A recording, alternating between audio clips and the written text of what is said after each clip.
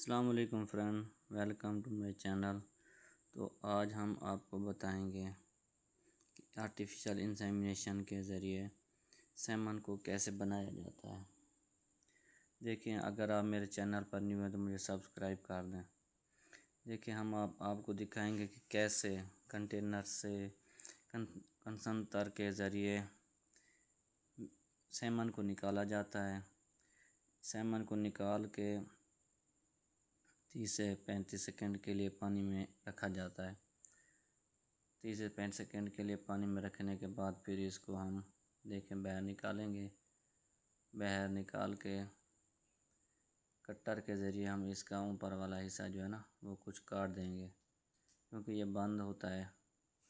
अब हम AI gun और शीट में इसको दरमियान में फ़िट करेंगे। देखें जैसे मैंने फ़िट किया है।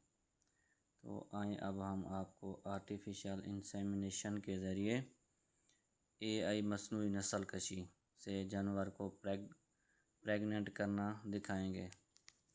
अब हम इसमें गोबर वाली साइड पे हाथ डाल के अंदर इसका हीट चेक करेंगे। बच्चेदानी को अच्छे से साफ़ करेंगे।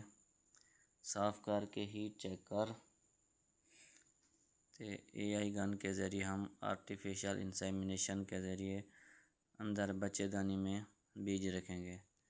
आए हम आपको दिखाते हैं हम कैसे आर्टिफिशियल इंसेमिनेशन एआई मसनूई नस्ल कशी के ज़रिए जानवर को प्रेग्नेंट करते हैं।